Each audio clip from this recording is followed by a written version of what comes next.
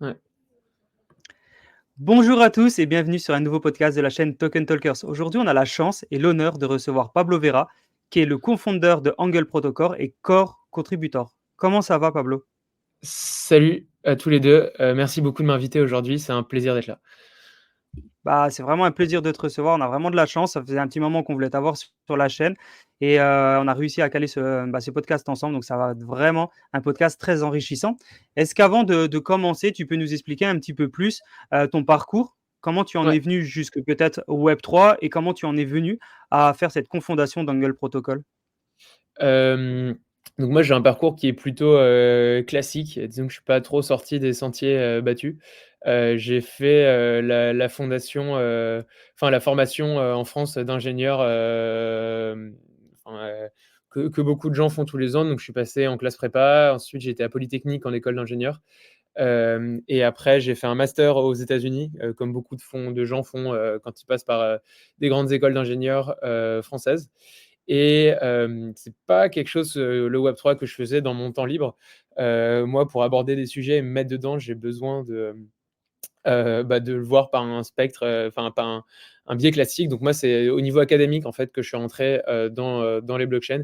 C'est-à-dire que j'ai eu un cours sur les crypto-monnaies quand j'étais à Polytechnique et j'en ai re-eu un à Stanford. Et en fait, de tous les cours que j'ai pris, de toutes mes études, c'est ceux qui m'avaient le plus plu. Et donc, on était vers la fin de Stanford avec quelques amis qui étaient avec moi d'ailleurs à Polytechnique, on s'est dit, bon, bah, ok, venez, on réfléchit à voir si on peut pas faire quelque chose dans l'industrie. Et ce qui nous avait pas mal motivé à se dire, ok, on va donner le temps, se donner le temps de voir si on peut pas se lancer dans un projet. Et assez vite, on a quand même eu l'idée d'un stablecoin euro parce que c'était l'époque du DeFi Summer. Tout le monde avait du yield sur du dollar, mais personne n'avait de yield en euros. Et donc, il n'y avait pas les outils pour que tout le monde puisse s'amuser, enfin, tirer profit de la DeFi sans être soumis au risque de change. Et donc, pour moi, le tipping point, c'était un peu, j'avais une conférence quand j'étais à Stanford où il y avait Fred Ersam qui est cofondateur de Coinbase, qui avait dit, fait un parallèle, qui nous avait dit, et je pense que c'est encore d'actualité maintenant, ça le sera peut-être moins dans quelques années, mais il avait fait un parallèle entre ce qui se passait dans les applications mobiles des années 2010, début des années 2010, où c'était possible d'être une équipe de 10 personnes et de faire une application avec, je sais pas, des milliards d'utilisateurs, un peu comme Instagram, Snapchat. Et ça a été fait avec des bouts de ficelle, mais assez vite, ça a été exponentiel. Maintenant, c'est plus possible dans le social, ça c'est impossible de lancer. Enfin, TikTok, c'est des dizaines de milliers d'ingénieurs, par exemple, qui font que la plateforme tourne bien.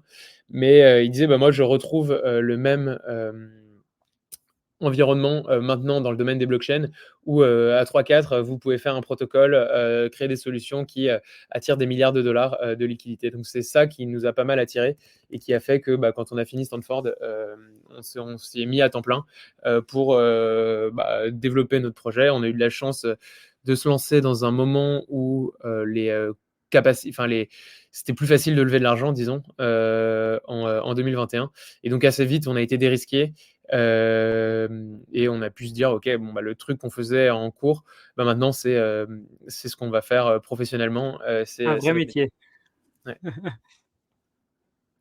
Ah, Donc voilà pour la petite histoire. Ça nous mène début mi-2021, en gros. Le Waouh, lancement, très la levée de fonds. impressionnant. Et donc, du coup, l'idée au niveau scolaire et mi-2021, il s'est passé combien de temps entre les deux? L'idée, je crois que c'était. Moi, j'ai commencé à me dire, mais c'est que c'est bizarre qu'il n'y ait pas de stablecoin euro, parce que Angle, on a un protocole de stablecoin et on fait surtout de l'euro. Notre stablecoin s'appelle l'EUR-A. L'idée, c'est Noël 2020. J'étais sur Compound et je me dis, mais c'était une période où le dollar se cassait un peu la gueule par rapport à l'euro. Et Compound à l'époque, ça payait bien, enfin un peu comme AV, etc. Maintenant, où en bull market, les taux de prêt sont en train d'exploser parce que tout le monde veut prendre du levier. Et donc sur Compound, je gagnais du 4-5%, mais sauf que tout se faisait, et c'était une époque où les taux d'intérêt étaient nuls. Donc trouver du 4-5%, c'était quand même vraiment assez incroyable à l'époque. Et sauf que le dollar s'est pété la gueule par rapport à l'euro fin 2020, enfin, si vous regardez la courbe de prix. Et donc, tout ce que je perdais en dollars, tout ce que je gagnais en dollars, je le perdais au taux de change. Parce que avec le Covid, j'étais revenu en France pour finir mes études. Donc, moi, j'ai toujours réfléchi en euros. Donc, c'est à ce moment-là, début d'interaction avec la DeFi, un problème concret en mode c'est quand même con qu'il y ait tous ces outils qui marchent très bien, c'est assez pur comme protocole. Et on peut pas, on est toujours soumis à un risque de change. Ouais, donc vraiment, avec une vision, on va dire, entrepreneuriale et puis une vision où vraiment tu as vu une faille, tu t'es dit: «OK, mais je veux le faire» et du coup, est-ce que vous avez cherché, d'autres personnes, d'autres acteurs où tu te dis: «Bon, OK, il y a peut-être d'autres personnes qui peuvent venir nous aider sur le projet»? Ou vous avez été plutôt, dans l'optique de dire: «OK, on a une team, on va le faire avec cette team-là et peu On était importe, les challenges, on va les relever, quoi»? Non, on était 3. Oui, on a un peu foncé tête baissée. Et après coup, on aurait peut-être dû prendre un peu plus le temps de réfléchir à comment aborder le marché. On avait toute la fougue de gens qui sortent d'école, qui ont envie de tout casser. Mais Mmh. c'était nous. Après, on ne connaissait personne, hein. Moi, j'étais jamais allé à un meet-up, à quelque chose comme ça. Les seuls gens qu'on connaissait, c'était les gens qui étaient venus nous faire des amphis quand on était à l'X et quand on Mmh. était à Stanford. Et donc, on a fini par recontacter ces gens-là qui, en fait, c'était un peu la Champions League. Les premiers calls qu'on a eu pour Angle, c'était Andreessen Horowitz, le fonds de VC américain. Mais on ne savait pas à l'époque que c'était un truc aussi gros que ça dans l'industrie. Donc, c'était assez clair sur le fait que ça serait nous la team. Enfin, moi, on n'a pas cherché des associés longtemps. Mais on a foncé peut-être un peu trop vite sur le produit. Enfin, on aurait pu faire, je pense, un meilleur produit si on avait pris un peu plus de temps. C'est facile de dire avec du recul, 3 ans de recul, Ouais. de se dire on aurait dû faire ça comme Mmh. ça. Là, on aurait, je sais pas, on aurait eu des milliards de TVL, etc., de voir toutes les erreurs que tu as faites. Mais tu te remets aux conditions au même moment. Est-ce que tu fais la même décision? Bah oui, je pense que oui. Donc c'est plus facile à dire après coup que quand tu es dans le feu de l'action. Ouais, toujours, hein, toujours de se dire: «Ah OK, mais bon, j'aurais dû», Ouais. on sait qu'au final, quand tu es en plus dans le feu de l'action, où tu es sur un projet si novateur, dans une industrie, qui est en pleine croissance, où tout va très vite et cetera, enfin voilà, tu te dis: «OK, tu sais quoi? Je passe à l'action». Des erreurs, il y en a et au final, aujourd'hui et c'est ça, je tiens à le souligner, c'est qu'aujourd'hui, vous avez quand même passé, tout le Bir, vous êtes là, vous êtes encore présent et ça, il y a pas tous les projets qui peuvent s'en vanter. Sur quoi est-ce que, quelles ont été du coup, les forces ou les choses que vous avez mis en place, par rapport à ça, pour tenir? Et peut-être juste avant de répondre à ça, si tu veux rappeler un petit peu, justement, l'essence même de Angle Protocol, ce que Ouais. vous faites, votre mission et cetera, peut-être que pour que ça parle aux gens qui vous connaissent pas Non, c'est encore. clair. Donc nous, on développe des produits de finance décentralisés. Hem, on est un protocole de stablecoin, donc un peu comme Maker pour le DAI. Ce qui nous intéresse, c'est rendre accessible la finance décentralisée. Enfin, faire en sorte que la finance, elle passe, comme elle est en train de se faire maintenant, à une finance sur les blockchains, parce qu'on pense qu'une finance sur les blockchains, c'est un standard qui est plus efficace que le standard sur lequel la finance classique. Donc, on n'a pas forcément pour mission de démocratiser la DeFi au plus grand nombre, etc. Nous, ce qui nous intéresse, c'est construire l'infrastructure pour que demain, en fait, les banques, elles n'aient pas d'autre intérêt que d'utiliser les blockchains parce que c'est transparent, c'est composable, etc. Donc, on développe des produits pour faciliter cette transition d'une finance comme elle se fait actuellement vers une finance sur le blockchain. Donc, notre premier produit, c'est un stablecoin euro. Parce que si la finance doit se faire sur les blockchains, bon, les gens ne vont pas trader en bitcoin, quoi. Les banques, leur bilan, il est toujours en euros, typiquement. Et donc, il faut réussir à créer des euros numériques. Et donc, nous, notre stablecoin euro, aujourd'hui, c'est un des stablecoins, il s'appelle Laura, qu'on a rebrandé. Avant, ça s'appelait l'AG Euro. C'est un des stablecoins les plus utilisés du marché. Enfin, stablecoin euro, et le marché du stablecoin euro, c'est un tout petit stablecoin. C'est tout petit par rapport au stablecoin dollar. J'y reviendrai après. Et donc, si vous avez tradé de l'euro ou du dollar, enfin des stablecoins euro on-chain, il y a 70% de chances que vous l'ayez fait avec de l'ARA. puisqu'on capture un peu tous les volumes de transactions. Et la première chose sur laquelle on s'est lancé, nous, on voulait faciliter l'émergence de marchés Forex. Donc, Forex, c'est de trading dollar-euro on-chain. Et aujourd'hui, l'heure A est assez centrale dans tout ce qui est notion de trading dollar-euro. Et donc, c'est une des grosses verticales importantes de finance classique. Et nous, c'est ce qu'on essaie de pousser un peu avec le protocole Angle. Un autre produit qu'on développe, et c'est tout ça, en fait, c'est autour du stablecoin. On a lancé un produit d'épargne qui permet à n'importe qui de placer ces heures A pour de ce qu'on appelle de l'estaker pour recevoir un taux qui est proche du taux sans risque de la zone euro. Et donc, si vous aujourd'hui, on paye du 3,38%, ça va monter. On devrait monter d'ici quelques semaines à 5 à 6%. L'idée, c'est qu'aujourd'hui, vous placez de l'argent dans un livret A. C'est quelque chose, bon, déjà, le taux est capé, c'est pas forcément très transparent d'où ça vient. Les banques, elles proposent des dépôts à terme à 2-3 mois. Nous, toujours dans cette idée d'améliorer l'expérience des produits financiers, en fait, on est capable de proposer, parce que notre infrastructure est construite sur la blockchain, un produit d'épargne dans lequel les gens peuvent rentrer, sortir quand ils veulent, qui marche avec $1 million, 10 euros, ou 1 million d'euros, 10 euros, ou 1 milliard d'euros. Tu restes 1 seconde dans le produit, bon, tu reçois 1 seconde worth of yield. Donc ce produit-là s'appelle le ST Euro. Et on rend accessible, en fait, on commodifie l'accès au reward asset, au yield dérivé des reward assets, des bons du trésor, dans un produit qui est bien packagé. Et donc, pour toutes les entreprises qui, elles, ont de l'argent en banque, qui le font travailler auprès de leur banque, nous, ça se veut un peu comme une alternative qui leur donne plus de flexibilité, où il n'y a pas de slashing s'ils doivent sortir plus tôt. Tous les market makers qui doivent optimiser leur bilan, nous, s'ils veulent rester toute une nuit parce que leur position, ils les ouvrent juste en intraday, ils peuvent rentrer dans nos produits. Donc, le stablecoin euro, le produit d'épargne.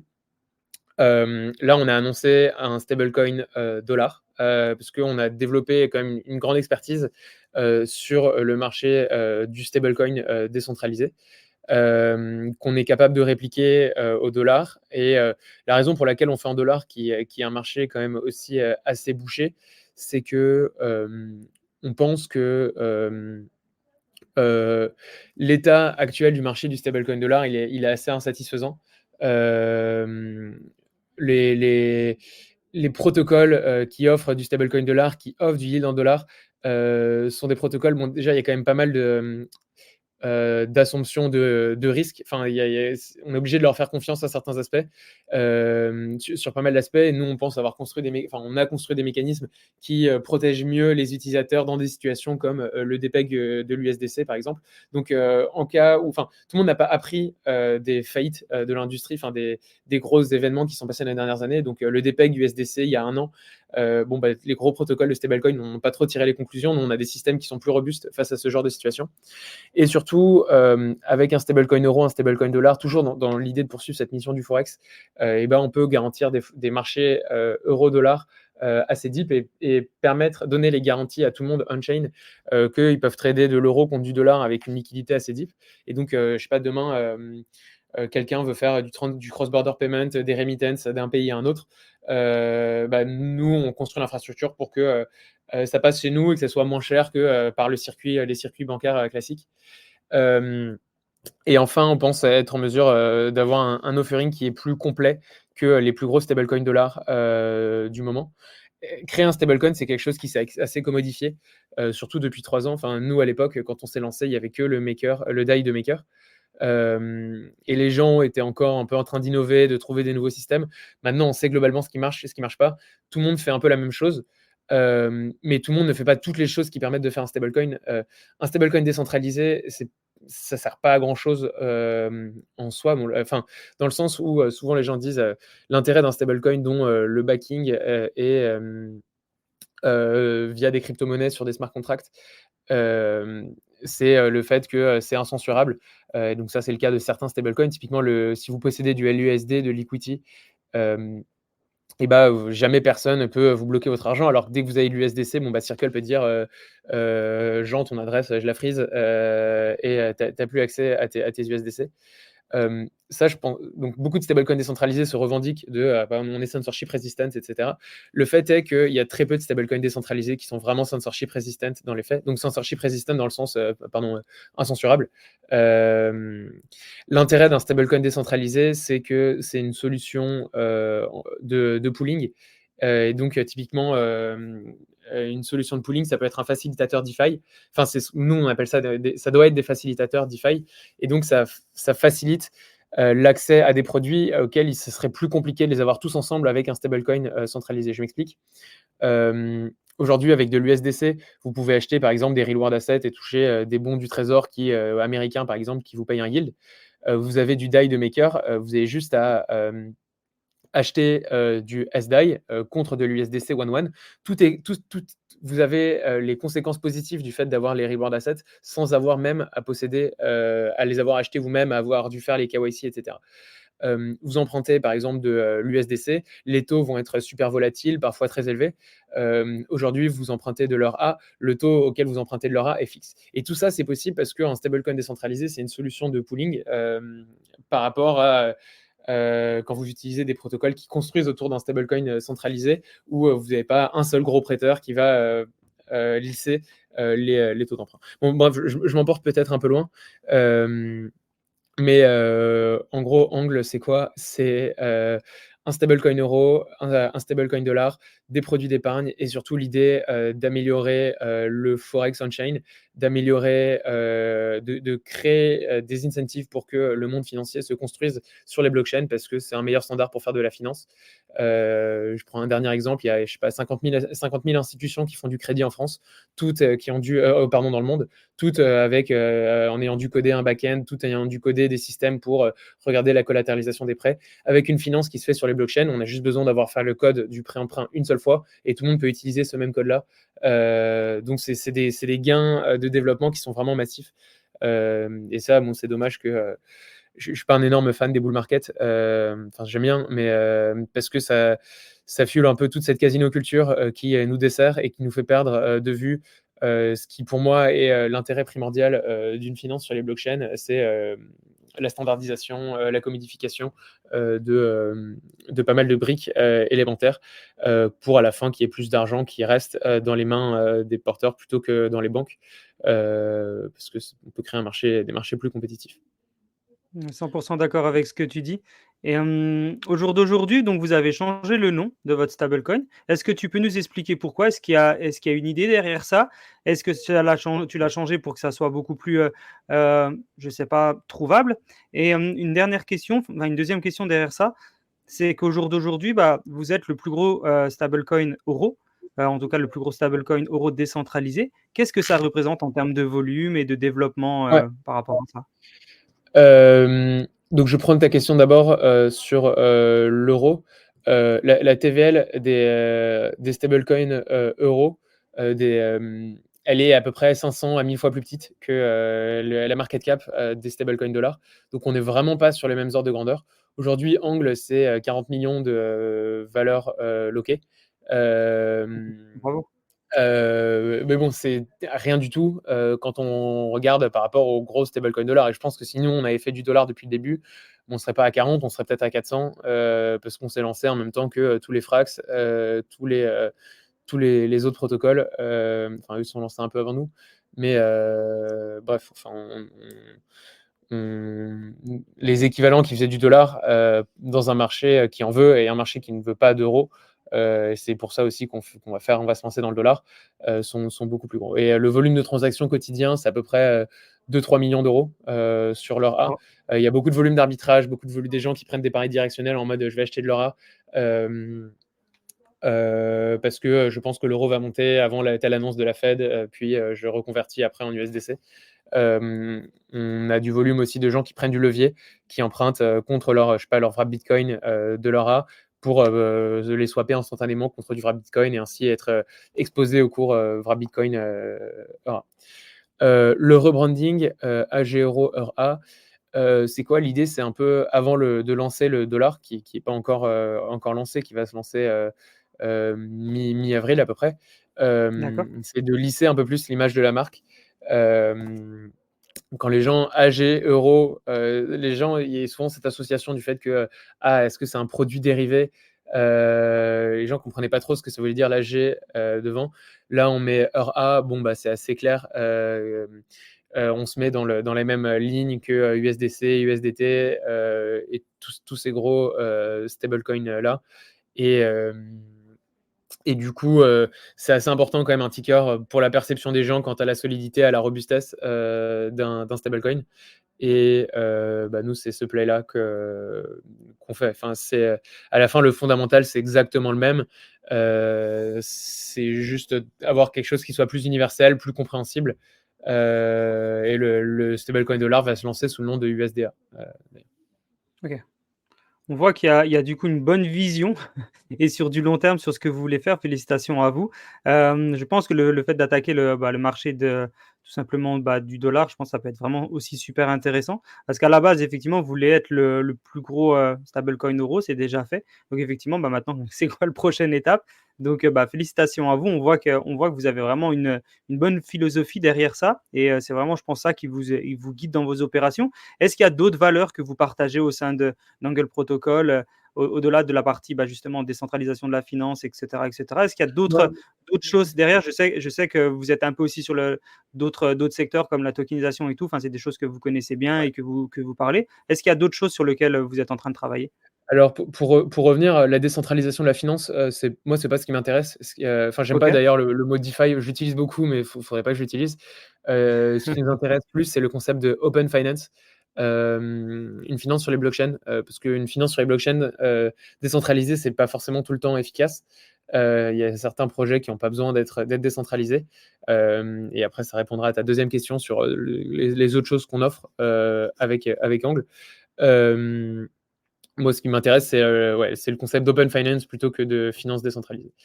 Sur les autres projets, les autres trucs qu'on développe ou en termes de vision, nous, on a développé des produits dans le cadre, enfin, pour faciliter la croissance de leur A, des produits d'incentivisation. Parce qu'un stablecoin, c'est important qu'il soit liquide, que les gens puissent le trader sur des échanges, sur Uniswap, par exemple. Et comment ça se fait d'arriver à attirer des market makers, des providers de liquidity pour qu'ils mettent de la liquidité? Généralement, c'est des incentives. Donc il faut les payer pour fournir de la liquidité. Il se trouve que mettre de la liquidité sur Uniswap et incentiver la liquidité sur Uniswap V3, sur ce qu'on appelle les AMM à liquidité concentrée, c'est quelque chose qui est assez compliqué. Et nous, on a créé un produit qu'on appelle Merkle, qui commodifie, qui facilite le dépôt d'incentives pour attirer des market makers pour mettre de la liquidité sur des paires d'AMM à liquidité concentrée. Donc, par exemple, aujourd'hui, on travaille avec la fondation Arbitrum, on travaille avec la fondation Optimism, avec Lido, avec tous les gros protocoles, toutes les grosses fondations, pour que même des projets, des stablecoins, on a aidé le Go de Aave, le stablecoin, le Go de Aave à revenir au PEG. Et donc, on travaille avec tout ça avec tous ces projets-là pour les aider sur leur liquidité on-chain, d'ailleurs sur tout plein de chaînes, on n'est pas que sur Ethereum. Et en fait, ça rejoint un mouvement un peu plus grand pour nous. On considère, et ça c'est quelque chose qu'on opère de façon centralisée, indépendante du protocole Angle. Le premier instrument de croissance des gens dans l'industrie aujourd'hui, ce sont les incentives, c'est-à-dire je vais mettre du token je vais faire des points, je vais faire des airdrops, etc. C'est quelque chose qui est généralement très mal traqué sur le le retour sur investissement des gens qui émettent du token. C'est quelque chose qui prend un temps fou au projet. Développer des contrats de staking, développer leur système de points pour traquer tout ce qui se passe on-chain ou off-chain pour savoir, ok, qui je veux payer et combien. Et c'est quelque chose qui est souvent réalisé de façon un peu sous-efficace.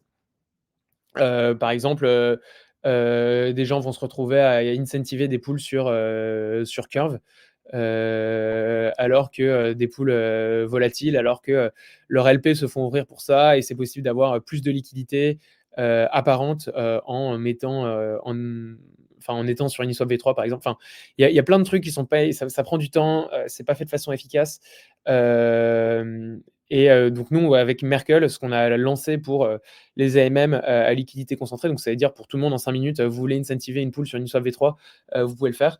Et on travaille pour accompagner tous les projets qui émettent du token. Enfin, c'est encore une fois une branche à part de Angle avec des équipes indépendantes pour faciliter, aider les projets dans leur croissance, les aider à optimiser leurs ressources et leurs coûts en dev pour qu'ils puissent se concentrer essentiellement sur leurs produits, ce qui est sur là où ils font une différence. Typiquement, demain, tu lances un AMM, faut pas réfléchir forcément aux incentives, quoi. Enfin, ton cœur, c'est de développer un produit qui est utilisé, qui marche bien. Tu dois pas passer les 3 quarts de ton temps à savoir comment tu vas rewarder tes LP. C'est quelque chose de gros qui doit être standardisé et que nous, on essaie de standardiser avec enfin, le produit qui s'appelle Merkle. C'est très intéressant. On sent vraiment la force du projet global et la vision sur du long terme et on sent vraiment que c'est très bien travaillé et en plus de ça, on sent la passion qui t'anime et les connaissances que tu as dans le secteur, c'est assez impressionnant. Au jour d'aujourd'hui, on parle beaucoup quand on parle de stablecoin, de normes de fiabilité, de sécurité, des algorithmes et cetera. Comment vous assurez cette fiabilité et cette sécurité dans les algorithmes que vous utilisez pour les stablecoins? Je suis désolé, est-ce que tu peux répéter la question au niveau de Pas de la souci. fiabilité? Ouais. Pas de souci, je disais qu'au jour d'aujourd'hui, il y a pas mal de normes qui évoluent et que justement, il y a pas mal de sujets autour de la fiabilité, la sécurité, notamment sur tout ce qui est lié aux algorithmes des stablecoins. Comment vous, Ouais. avec Angle, vous arrivez à assurer cette fiabilité et cette sécurité au niveau des algorithmes? Alors, ça rejoint un peu ce que je disais tout à l'heure, sur le fait que la façon de faire des stablecoins, c'est quelque chose, ça devient assez standard. D'accord, Globalement, on sait ce qui marche, enfin, l'industrie en général. Quand tu vois un design du stablecoin, tu sais assez vite dire si ça a marché, si ça n'a pas marché. Après, il y en a des choses qui marchent mieux, des choses qui marchent moins bien. Et je pense que les stablecoins qui se lancent aujourd'hui ne devraient pas chercher à réinventer la roue ou des nouveaux mécanismes. Généralement, quand les gens qui lancent un stablecoin, il n'y a même pas lieu d'essayer de lancer un stablecoin parce que les gens lancent autour d'une nouvelle idée qui ne nécessite pas la création d'un stablecoin. Donc, pour ce qui est de la fiabilité des stablecoins, le métier d'un stablecoin, c'est de optimiser une balance sheet. C'est un peu comme un stablecoin. Tu peux voir ça un peu comme une banque qui a un actif. Donc, c'est les actifs qui backent le stablecoin et un passif qui sont les stablecoins en circulation. Et le jeu, c'est d'optimiser sa balance sheet pour maximiser le retour qui est dégagé sur les actifs sous contrainte de solvabilité et de liquidité. C'est-à-dire que les gens doivent pouvoir vendre leur stablecoin et pouvoir sortir du protocole de stablecoin s'ils veulent en grand nombre sans risquer de se prendre des slippages énormes. Donc, nous, c'est ça que vous travaillez. notre métier. Après, tu as des modules, des systèmes pour faire des stablecoins qui sont complètement biaisés, qui ne permettent pas de faire ça bien. C'est vraiment de l'optimisation, enfin, c'est pas de l'optimisation, c'est de l'ingénierie financière assez classique sur OK, comment j'optimise ma balance sheet, etc. Et donc ça, c'est pas forcément de la technique, c'est juste OK, je prends tant d'exposition à tel actif, tant d'exposition à tel actif. Je remarque que la courbe de maturité des détenteurs du stablecoin, c'est ça. Donc il faut que je gagne tout le temps, il faut que je garde tout le temps 30% d'actifs liquides dans mon backing. Après, sur les systèmes en question, les systèmes techniques en question qui permettent de maintenir la stabilité des stablecoins, enfin, parce que tu as bon, OK, dans l'état, c'est facile de voir la high level overview, quelle est l'exposition à quel actif. Mais sur les systèmes, les smart contracts, il y a toujours des innovations à apporter. Donc nous, par exemple, chez Angle, quand tu détiens un Eura, tu peux toujours, à n'importe quel moment, récupérer avec ton Eura un des collatéraux qu'on a dans les réserves derrière l'Eura, ce qui n'est pas forcément le cas dans tous les stablecoins. Et ce qui fait rejoindre ce que je disais sur les améliorations que nous, on a apportées par rapport aux autres gros stablecoins décentralisés comme le DAI de Maker au vu de ce qui s'est passé pour le DPEG de l'USDC. Maker, ils sont forts dans l'optimisation de leur balance sheet, mais ils ont certains systèmes qui pourraient être améliorés pour faire face à des conditions de marché pas du tout favorables et être capable de garantir que leurs utilisateurs vont garantir que leurs utilisateurs, pour leurs utilisateurs, que le DAI va maintenir son PEG, par exemple, ou toujours assez de réserve. Et quel est ton avis sur tout ce qui est parti de monnaie de banque centrale? Parce que c'est vrai que beaucoup de gens disent, bon, bah voilà, monnaie de banque centrale, c'est un stablecoin euro. Est-ce que toi, tu as déjà été approché pour ça, pour justement, je sais pas, par des banques centrales pour expliquer comment ça fonctionne? Quel est ton avis sur cette partie-là, qui est quand même un des sujets du moment? On sait que ça va pas sortir demain, mais Ouais, moi je trouve ça très bien. Je les OK. connais un peu, les gens de la Banque centrale européenne qui travaillent sur ces sujets. Bah, à la fin, c'est quand même une façon plus efficace de créer de l'argent, d'avoir, enfin, un format digital accepté par tout le monde. Il y aura d'ailleurs en Europe, il y aura 2 types de monnaie de banque centrale. Il y aura une monnaie de cirque pour interbancaire, et il y aura une monnaie retail. Monnaie interbancaire sur blockchain privée ou publique, ça fait encore. Monnaie retail, donc c'est comme un compte Lydia auprès de la banque centrale, qui elle sera sur blockchain privée. Moi, tout ce qui peut aider à la réduction des frais pour les utilisateurs et à une standardisation des marchés, je suis pour. Donc, effectivement, ça va prendre du temps parce que c'est compliqué de mettre tout le monde d'accord sur comment on lance le truc, etc. Mais moi, je vois ça d'un très bon œil et je soutiens toute initiative dans ce sens. Et tu vois pas ça comme une concurrence? Non, parce que nous, ce qu'on OK. développe, nous, en tant que stablecoin décentralisé, on est moins fort sur le paiement. Parce que moi, mon stablecoin, il est backé par d'autres stablecoins euros centralisés. Nous, là où on fait la différence, enfin, un stablecoin décentralisé qui dit qu'il veut faire du paiement, ça me paraît assez compliqué, parce que tu es obligé de rajouter une étape en plus. Enfin, nous, là où on fait la diff, nous, c'est vraiment, on a une solution de pooling. Donc, on sera plus efficace sur le yield, on sera plus efficace sur la portabilité cross-chain, plus efficace sur proposer des emprunts. Mais notre sous-jacent, ça sera toujours, on va le prendre en sous-jacent, la monnaie de banque centrale, le jour où ça arrive. Donc, en fait, on est positionné différemment sur la chaîne de valeur. Ouais, ouais, ouais, dans tous les cas, ça reste du décentralisé. Et on sait très bien que les monnaies de banque centrale elles vont être centralisées. Et ça, en fait, c'est pas le même monde entre guillemets, même si c'est des monnaies qui peuvent se ressembler très. Euh, Non, ouais, mais après, Mm. tu vois, encore une fois, d'ailleurs, stablecoin décentralisé, c'est pas forcément le bon nom, hein. Ouais, Un stablecoin décentralisé, c'est dont le backing est fait de crypto-monnaies détenues sur des smart contracts. Par rapport à des crypto-monnaies, à des stablecoins dont le backing c'est de l'euro dans un compte en banque. Euh, mais ouais, nous c'est ailleurs qu'on se situe, pas forcément sur la décentralisation, mais au niveau des use cases qu'on offre. Nous, on compose autour de la monnaie de banque centrale pour un peu on s'appelle un peu, enfin, on se considère nos stablecoins $, on va le marketer en mode on est un superconducteur DeFi. Donc, on facilite l'accès à toute la DeFi, au yield, à l'emprunt pour un taux relativement faible, au trading de différents stablecoins euros les uns et les autres, au forex. On facilite l'accès au monde cross-chain avec ce stablecoin. Enfin, ce qui est plus compliqué avec un stablecoin centralisé qui ne peut pas écrire dans le corps du protocole plusieurs propriétés les unes avec les autres. Enfin, qui peut pas. Nous, on peut écrire dans le stablecoin. Le mot que j'aime bien utiliser, c'est enshrine en anglais. Tout plein de propriétés qui n'est pas possible de faire avec un stablecoin centralisé et qui rendent le truc plus attractif souvent dans un aspect. Et tu penses que dans un avenir proche ou lointain, ça sera intéressant pour vous de reproduire justement ce même schéma avec, je sais pas, des pounds, du yen, du franc suisse, etc. ou pas forcément? Oui, oui, oui. Bah, on aurait pu et là, on s'est dit: «Bon, à force après, plus de 2 ans à passer à nager contre le courant, à faire de l'euro dans un marché qui, n'en veut pas forcément, on va faire du dollar qui est le truc, qui est plus bouché». Mais si le dollar se passe bien, si on arrive à exécuter comme on veut, nos produits forex, et bah, on lancera du pound, du franc suisse, pourvu qu'on ait les outils. Donc les outils, nous, il nous faut des stablecoins centralisés derrière, pour exécuter tout ça.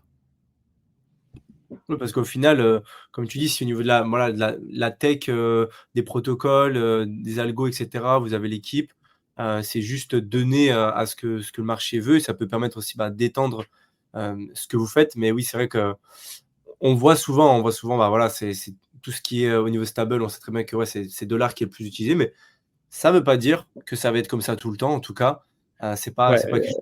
j'aimerais bien que ça change, hein, mais je vois pas comment dans les 5 prochaines années, Ouais, ça s'inverse. bah, Peut-être, peut-être. ouais. À part si au niveau du dollar, il y a des gros soucis, Ouais, c'est clair, etc. c'est clair. Ça serait la seule, le seul scénario, quoi. Mmh, c'est clair. Ça peut mal se passer. Pour le dollar, mais donc bien pour l'euro. Nous, on est bien positionnés si l'euro prend. Exactement, exactement. OK. Est-ce Mais ouais, ouais, vas-y, Jean, vas-y. Vas-y. Je disais, est-ce que très rapidement, Pablo, tu peux nous faire une description avec tes mots, mais de manière simple, parce que tes mots sont parfois compliqués, pour les personnes qui sont peut-être un peu moins experts, tu peux nous expliquer très rapidement avec tes mots, c'est quoi tout simplement un stablecoin et c'est quoi un stablecoin centralisé et décentralisé? Vraiment avec tes mots, le manière le plus simple possible. Un stablecoin, c'est une, crypto-monnaie qui est construite de façon à garder sa valeur par rapport à un actif de référence. OK. Donc un stablecoin euro, c'est quelque chose qui est comme, le bitcoin ou l'ether, c'est une crypto-monnaie, c'est-à-dire un actif qui s'échange sur les blockchains, mais qui, a été, conçu pour que, sa valeur reste autour de, bon, un stablecoin euro, 1 € ou un stablecoin dollar, 1 $. Et ce qui fait que la crypto-monnaie, garde sa valeur, de référence, c'est qu'il y a des mécanismes, qu'on appelle des mécanismes d'arbitrage, qui permettent, si jamais, le stablecoin euro dévie de 1 €, il y a des gens qui peuvent gagner de l'argent en remettant le prix du stablecoin, à 1 €. Donc il y a 2 grandes catégories après de stablecoins, 2 grandes façons de faire des stablecoins. La façon qui est généralement appelée centralisée, ça c'est assez simple à voir. Moi demain je suis une entreprise, j'ai un compte en banque. Je vais dire à tout le monde: «Dès que tu me donnes 1 € sur mon compte en banque, en échange je t'émets un stablecoin et dès que, tu, me rends ton stablecoin, je te fais un virement de 1 € vers ton adresse». Et donc typiquement, en quoi ça permet de faire un actif, un stablecoin qui est stable? Si, le prix du stablecoin que j'ai mis en tant qu'entreprise vaut plus de 1 € sur le marché, moi j'ai intérêt Mmh. à aller voir l'entreprise, lui faire un virement bancaire de, 1 € et vendre le stablecoin pour plus de 1 € sur le marché et donc prendre un petit profit au passage. Et comme j'ai augmenté l'offre, j'ai fait, baisser le prix du stablecoin. Donc ça, c'est la façon centralisée. Donc centraliser ce qu'il y a derrière le stablecoin, ce qui permet de garantir la valeur d'1 €, c'est des actifs qui ne sont pas sur, des blockchains, donc sur un compte en banque. Ça implique de faire confiance à l'acteur qui émet le stablecoin, parce que tout le monde ne peut pas vérifier ce qu'il y a sur le compte en banque, et ça implique de leur faire confiance pour, OK, je pense que tu as vraiment des euros, sur ton compte. Et il y a eu quelques crises de confiance par le passé avec des stablecoins centralisés comme, l'USDT de Tether, où, beaucoup de gens se disaient: «Mais c'est pas possible, ils ont pas autant, ils ont pas, 1 $ par, USDT, en réserve». Mmh. Mmh. La deuxième façon de faire des stablecoins, les stablecoins décentralisés, ça revient à dire, au lieu de prendre des euros ou des dollars dans un compte en banque, je vais accepter des crypto-monnaies, pour émettre, le stablecoin. Hem, donc il y a différents types, de crypto-monnaies et la façon avec laquelle je vais, accepter ces crypto-monnaies, hem, dedans, je vais, mettre aussi les mêmes mécanismes d'arbitrage, qu'il y a pour, les stablecoins, centralisés pour, si jamais le prix de mon actif, varie par rapport, à la référence de 1 €, il y a des gens qui puissent, remettre l'actif au bon prix. Et donc la façon généralement cheatée de faire ça, c'est de dire, mon stablecoin euro décentralisé, je vais le faire en émettant un stablecoin euro centralisé, en acceptant un stablecoin euro centralisé en réserve. Nous, chez Angle, on accepte plusieurs, actifs dénominés en euros centralisés. Donc, on accepte des bons du trésor tokenisés, par exemple. Si demain, l'heure A varie, de 1 €, les gens peuvent venir voir Circle, émettre un heure C pour 1 €, obtenir un heure A pour 1 € et le vendre, l'heure A pour plus d'1 € sur le marché. La façon la plus commune, de faire pour émettre des stablecoins, décentralisés, c'est, via, ce qu'on appelle des mécanismes de, CDP, donc Collateralized Debt Position. C'est les premiers stablecoins, se sont lancés comme ça. Eux, ils se disent, «Nous, on va pas accepter, de l'euro centralisé, sinon à quoi ça sert de faire un stablecoin décentralisé? On va accepter des crypto-monnaies comme de l'Ether ou du Bitcoin et on va permettre aux gens d'emprunter, le stablecoin contre leur Ether et leur Bitcoin. Et donc ça, c'est un mécanisme d'émission assez classique des stablecoins décentralisés. C'est-à-dire c'est garanti par des positions de prêt, enfin c'est par des positions en Bitcoin ou en Ether qui sont plus importantes que la valeur de ce qui a été emprunté. En ce moment, il y a un autre truc qui est à la mode, c'est ce qu'on appelle les stablecoins décentralisés qui sont, on appelle ça derivatives backed. Donc, c'est des stablecoins on peut les émettre avec de l'Ether. Mais vous me dites, c'est quand même pas normal. Un stablecoin, j'émets avec un Ether qui vaut, je sais pas, 3000 euros. Donc, je donne un Ether, j'ai 3000 stablecoins euros, mais demain, le prix de l'Ether est divisé par deux. Je reviens voir avec mes 3000 euros de stablecoin. Vous avez qu'un Ether qui vaut 1500. Donc, mon stablecoin, comment vous justifiez le fait qu'il vaille 1 euro? Et donc, les protocoles de stablecoin derivatives backed, eux, comment ils marchent? C'est qu'ils se hedgent contre la volatilité de l'Ether sur d'autres marchés. Donc, c'est le cas de Ethena, par exemple, qui est le stablecoin duquel tout le monde parle aujourd'hui. Eux, dès que vous allez minter leur stablecoin avec de l'Ether, eux, pour se garantir, se couvrir contre la volatilité de l'Ether qui peut baisser, mais qui peut aussi monter, ils vont ce qu'on appelle vendre à découvert leurs Ethers à un certain prix pour être sûr que si le prix baisse, bon, bah, eux, ils ont déjà shorté l'Ether. Et si demain le prix de l'Ether est divisé par deux, bon, bah, eux, en fait, ils auraient, avec leur mécanisme de hedging, ils auraient 2 Ethers, donc 2 Ethers qui valent 1500 euros, ce qui est suffisant pour backer le stablecoin, les 3000 euros de stablecoin. Ok. Bon, en tout cas, merci pour l'explication beaucoup plus claire. Je pense que pour les auditeurs qui sont pas aussi pointus que toi, je pense que le fait d'avoir une petite explication différente des différentes options du stablecoin et tout simplement c'est quoi un stablecoin, je pense que ça peut être vraiment très intéressant pour eux.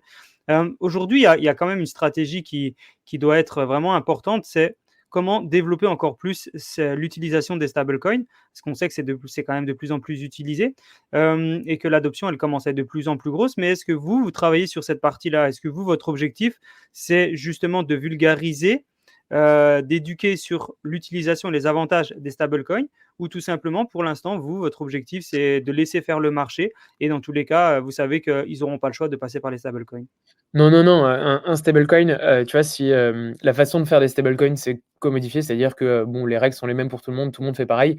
Un stablecoin, c'est surtout un enjeu de distribution. Moi, un stablecoin, c'est un standard et personne n'a d'intérêt à utiliser un standard si d'autres personnes ne l'utilisent pas. Donc, l'essentiel des efforts de tout développeur de stablecoin, ça doit être dans faire en sorte qu'il y ait le maximum de gens qui utilisent Les mêmes standards. le stablecoin. Ouais, ça, c'est que de la distribution. Donc, c'est vraiment le nerf de la guerre. Et aujourd'hui, est-ce que la partie, tout ce qui arrive, Mika, et cetera, est-ce que c'est quelque chose sur lequel vous êtes touché? Est-ce que justement ça peut être, quelque chose qui peut vous impacter? Parce qu'on sait que voilà, Mika, c'est quand même quelque chose de super important dans le marché européen. Est-ce que Alors, vous êtes lié à ça? non, parce que dans Mika, il y a quelque chose qui s'appelle, enfin, oui et non. Il y a quelque chose qui s'appelle l'exemption DeFi.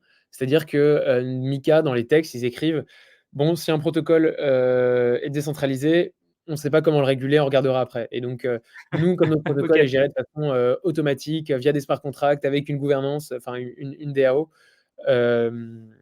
pour le moment, d'après notre interprétation et celle de nos avocats et tous les gens avec lesquels on a voulu confirmer ça, parce que notre idée, c'est pas d'être des cow-boys hors la loi. Nous, ce qu'on veut, c'est la croissance de la finance sur les blockchains. Et donc ça passe par une certaine compliance, etc. Mais en l'état, on ne pense pas que Mika va nous impacter outre mesure. Oui, parce que l'intérêt principal pour eux, c'est justement d'apporter une régulation, mais sur plutôt des protocoles ou des choses qui sont centralisées. Et c'est vrai que du coup, le mot décentralisé, normalement, en tout cas, c'est la nature, vous devriez y être exempté. En tout cas, c'est une bonne chose. Et par rapport à je suis curieux d'avoir un peu plus d'infos sur comment vous fonctionnez en termes de DAO. Comment est-ce que ça se passe pour vous? Est-ce que dès le début, ça a été une DAO? Est-ce que vous l'avez fait après, je sais pas, après quelques mois? Ou comment est-ce qu'elle s'est mise en place et comment est-ce qu'elle se gère du coup? Alors nous, dès le début, on a été une DAO. Je sais pas si on aurait dû, tu vois, après coup, je me suis pas dit: «Bon, est-ce qu'on regrette ou non ça?» Hem Donc nous, comme on est structuré, on a un token qui s'appelle l'angle, que les gens peuvent utiliser pour voter pour les propositions, enfin pour amender le protocole. Donc le protocole, c'est pas quelque chose qui est complètement immutable. Il y a des règles qui peuvent être éditées. La façon dont ça marche peut être changée. Et ça, comment ça se fait? C'est les gens vont voter avec leur token à chaque fois qu'il y a une proposition pour changer de règles. Et nous, c'est un des motifs de satisfaction. Je trouve qu'on a été plutôt pas mauvais dans la décentralisation en termes de décentralisation du pouvoir de vote dans la DAO,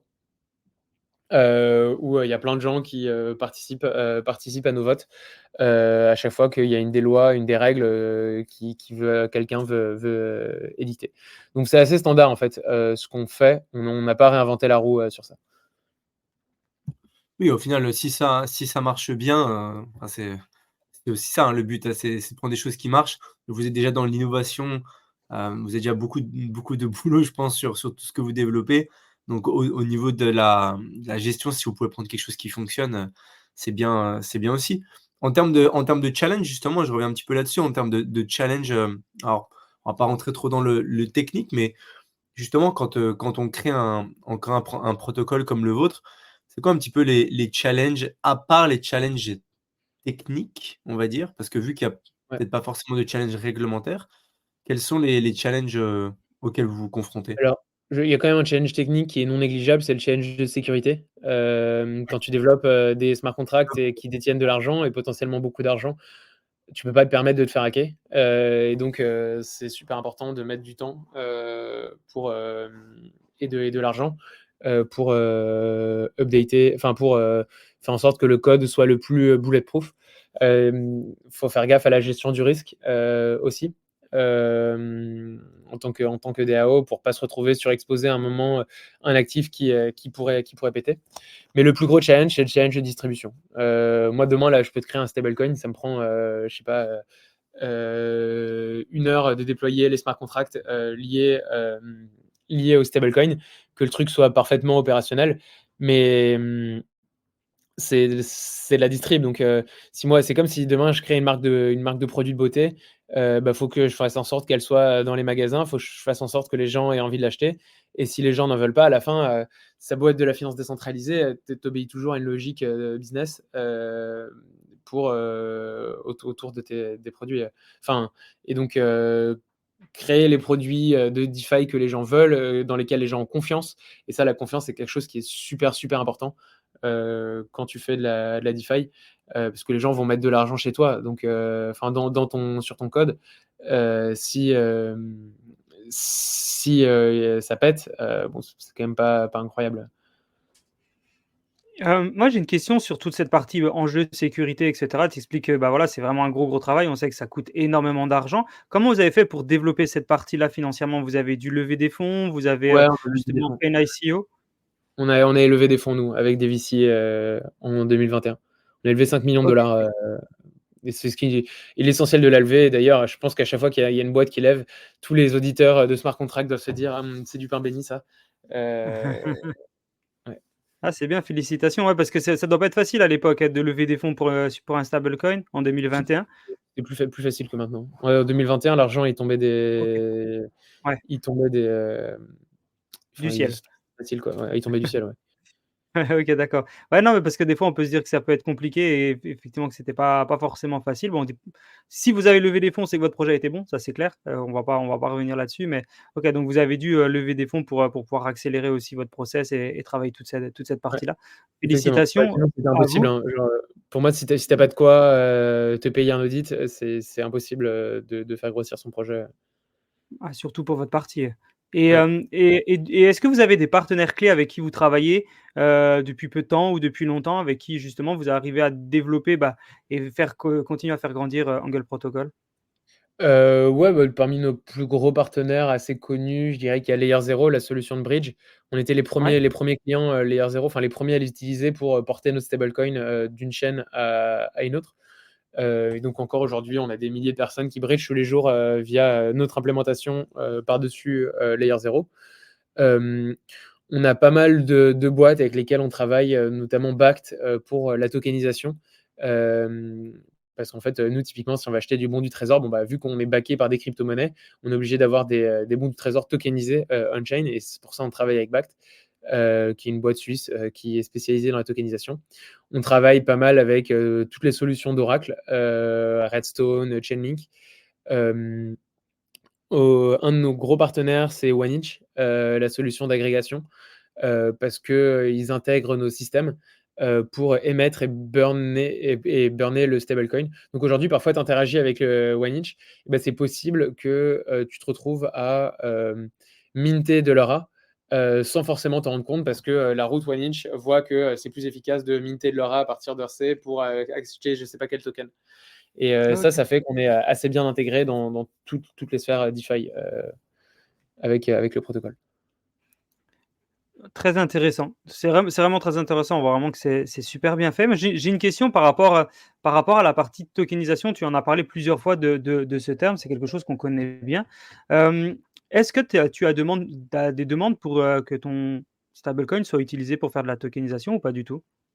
On a essayé, mais Ouais, l'idéal, ça reste quand même quand tu crées enfin, pour les gens qui font la tokenisation, eux, à la fin, ils achètent leurs actifs tokenisés en cash, enfin en fiat, et pas en stablecoin. Donc, ils veulent un stablecoin qui tu puisses off-ramp pour 0 tout le temps. Et ouais. ça, il n'y a que l'USDC Circle qui offre ça.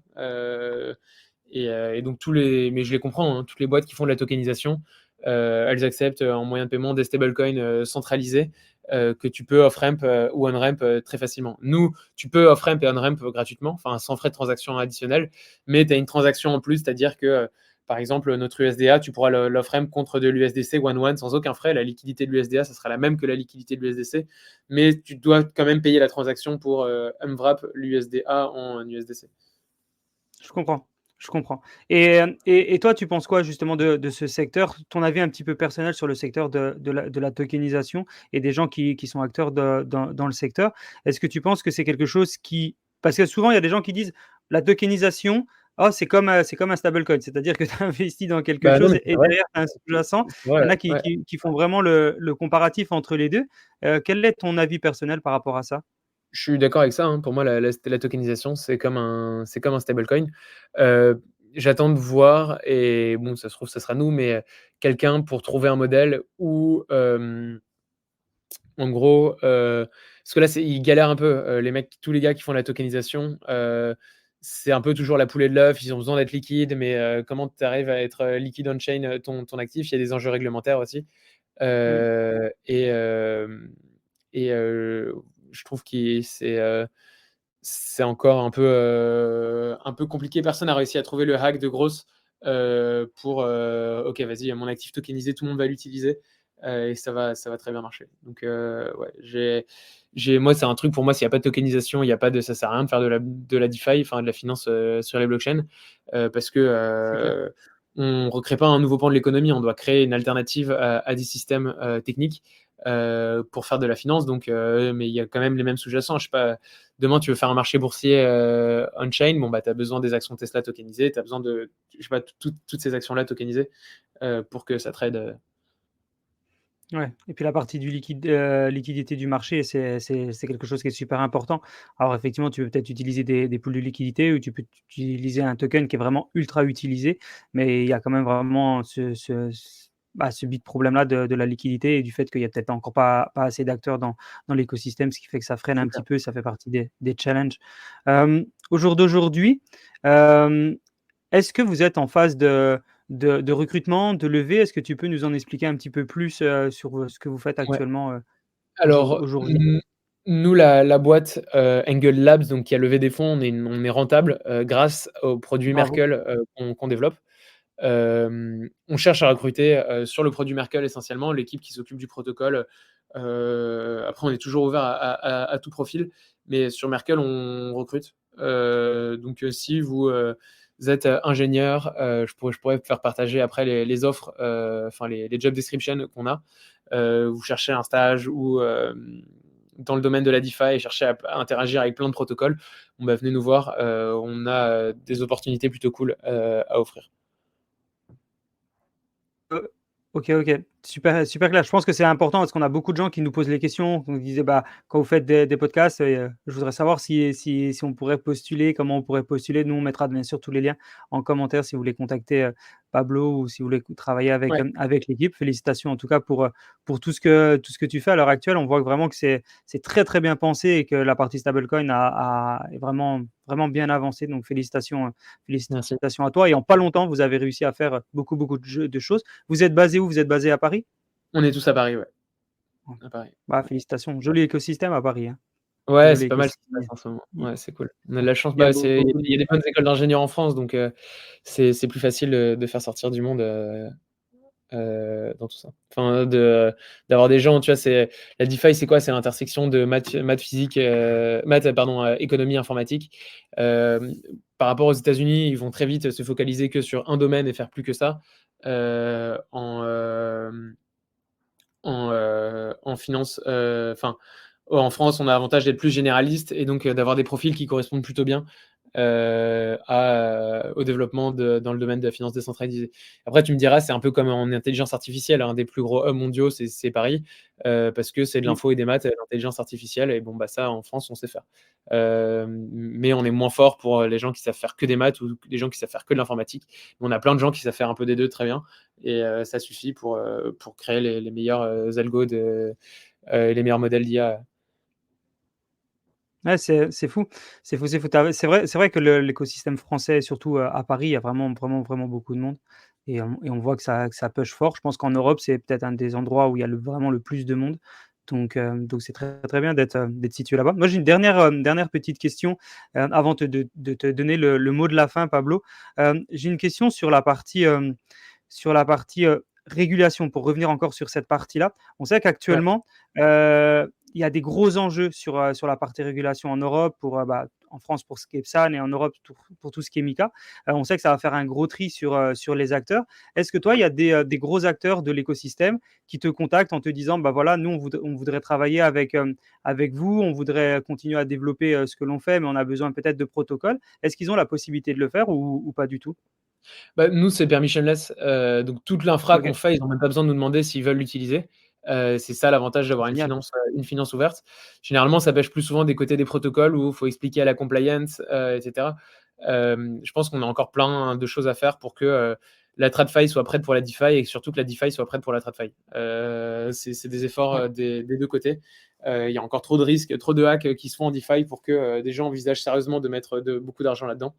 Heu, voilà. OK, donc on voit que c'est bien réfléchi, que c'est ouvert à tous, c'est bien de le préciser et donc du coup, bah, nous, on a tendance, sur le podcast à donner un petit mot de la fin à nos invités. Donc ça peut être une anecdote, ça peut être un sujet qu'on n'a pas traité et que tu voudrais revenir, ça peut être une nouveauté qui est en train d'arriver, chez Angle Protocol et que tu veux nous partager. Tu carte blanche, on te laisse faire. Bah, non, mais on va sortir au mois d'avril, notre stablecoin dollar, en train d'essayer de construire quelque chose qui, améliore par-dessus tous les autres stablecoins dollars du marché, qu'on puisse offrir, en termes de yield, de liquidité, de robustesse, vraiment quelque chose qui soit nettement supérieur à tout ce qui existe par ailleurs, dedans. Donc nous, ce qui nous intéresse de construire, c'est que les gens n'aient pas de coût d'opportunité et que les gens gagnent ce qu'ils méritent, ce qu'ils doivent gagner. Donc, par exemple, aujourd'hui, tous les euros sur le compte en banque, c'est même pas normal que ça soit pas possible de gagner le taux sans risque du marché sur ces euros parce que les banques le touchent, mais les utilisateurs le touchent pas. Nous, avec ce stablecoin dollar, l'USDA, on veut faire en sorte que les gens qui possèdent le stablecoin et ils aient toujours accès aux yields, qui soient les yields de DeFi, si les yields sont plus importants à DeFi, ou aux yields de bons du trésor, etc., si ces yields-là sont plus importants que les yields DeFi. Donc en gros, c'est un produit où vous vous mettez dedans, vous n'avez pas trop à réfléchir à ce qui se passe. C'est géré par le protocole qui va rebalancer ses réserves en fonction des yields offerts sur le marché. Et c'est un produit on appelle ça un dual engine, qui maximise qui réduit le coût d'opportunité DeFi, TradFi, et c'est live mi-avril. OK. Bon, bah, en tout cas, impatient de voir ça. Mi-avril, c'est bientôt et je pense au moment où le podcast va sortir, on sera vraiment pas loin donc Ouais. voilà, n'hésitez pas, en tout cas, à aller voir ça. Donc pour utiliser, vos stablecoins et pour pouvoir vous visiter, le mieux, c'est de passer directement par votre plateforme. Donc, on a partagé plusieurs fois le lien, on le mettra en signature. En tout cas, c'était vraiment un plaisir, Pablo, d'échanger avec toi sur ce podcast. Super podcast, ultra passionnant. On voit qu'il y a beaucoup de maîtrise et beaucoup d'intelligence dans tout ce que tu fais et dans tout ce que tu dis. Donc, vraiment, on souhaite le meilleur à Angle Protocol pour continuer, que ça soit bien sur la partie euro que sur la partie dollar et les autres monnaies, s'il y en a d'autres qui arrivent dans le futur. En tout cas, ça a l'air d'être ouvert de votre côté. Super. Merci beaucoup, de m'avoir invité. C'était un plaisir d'être là et si vous avez des questions sur, des choses dont on a discuté aujourd'hui, n'hésitez pas à me contacter ou à contacter l'équipe. On est généralement, assez Totalement. responsifs. Donc, mes DM sont ouverts. Trop bien. Super. Ouais, On mettra tous les liens dans tous les cas aussi en commentaire. trop bien. Écoute, Merci en tout cas, beaucoup. merci beaucoup Pablo et on se dit, à très bientôt pour un épisode de Token Talkers. Merci.